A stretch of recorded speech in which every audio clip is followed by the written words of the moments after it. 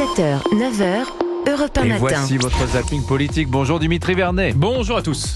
Et là, c'est la première d'une série d'une dizaine d'opérations de Place Nette appelées XXL. Emmanuel Macron en visite surprise à Marseille hier. Le président est venu lancer l'opération Place Nette XXL, un vaste plan anti-drogue pour la ville. L'objectif, c'est rendre la vie des trafiquants, des dealers, de toute la criminalité qui les accompagne impossible. Bon, Dimitri, Anissa, quand on se déplace pour parler drogue, on parle de quoi? On parle de... Drogue. Bah oui, je suis d'accord, sauf que là, c'était pas vraiment le cas.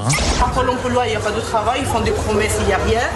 Je suis un agent de sécurité. Mais agent de sécurité, vous êtes... on va retrouver tout, parce que, monsieur le ministre, monsieur le préfet, J'ai pas trouvé. elle veut faire sécurité privée, madame. On prend des CV, on parle de l'Ukraine, on parle de Gaza. Bah oui, le président s'est surtout accordé un bain de foule, une image déconcertante pour le sénateur Étienne Blanc sur BFM TV. Un sentiment très curieux. À Marseille, il y a eu 87 morts. Et nous avons les plus hautes autorités de l'État qui échangent leurs 06, qui font des selfies. J'ai l'impression d'une déconnexion avec la réalité. Déconnexion ou simple opération de com pour les européennes. Et oui, il faut bien faire campagne à la place de Valérie. Valérie Ayé, Valérie Ayé.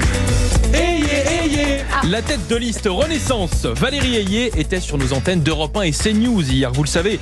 Et comme à son habitude, les outils qu'on a à disposition. Fermer les opportunités d'égalité salariale.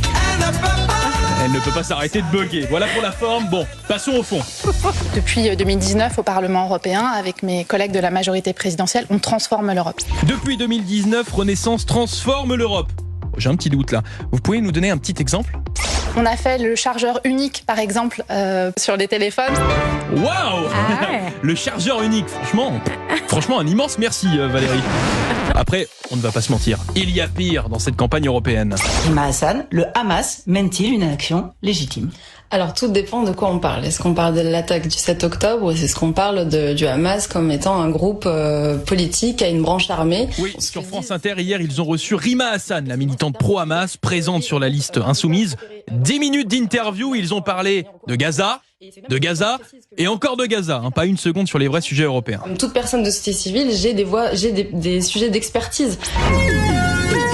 C'était vraiment très intéressant. Bon allez, pour finir, je vous emmène à l'Assemblée nationale. L'hémicycle. L'hémicycle, c'est fantastique. C'est un sketch permanent. On a par exemple l'insoumise, Sophia Chikirou, pas vraiment à l'aise avec le mot ministre. Ma question s'adresse à la ministre du Travail. Madame la ministre. Madame la ministre. Madame la ministre. Eh ben tiens, en parlant de ministre, Fadila Katabi nous a inventé une nouvelle expression. Et je me permets de les rappeler parce que gâteau avalé, gâteau oublié. Mais surtout, à l'Assemblée, vous pouvez voir tous les jours le spectacle de notre David Copperfield français, Bruno Le Maire. Nous rétablissons fermement, calmement et sereinement les comptes publics. Ah, Bruno l'illusionniste, il n'arrêtera donc jamais la scène. Décidément, merci beaucoup Dimitri Vernet. Demain, zapping politique tous les matins sur Europe 1. Dans un instant, l'info continue, l'heure des pros arrive. Bonne journée à vous, à demain Anissa.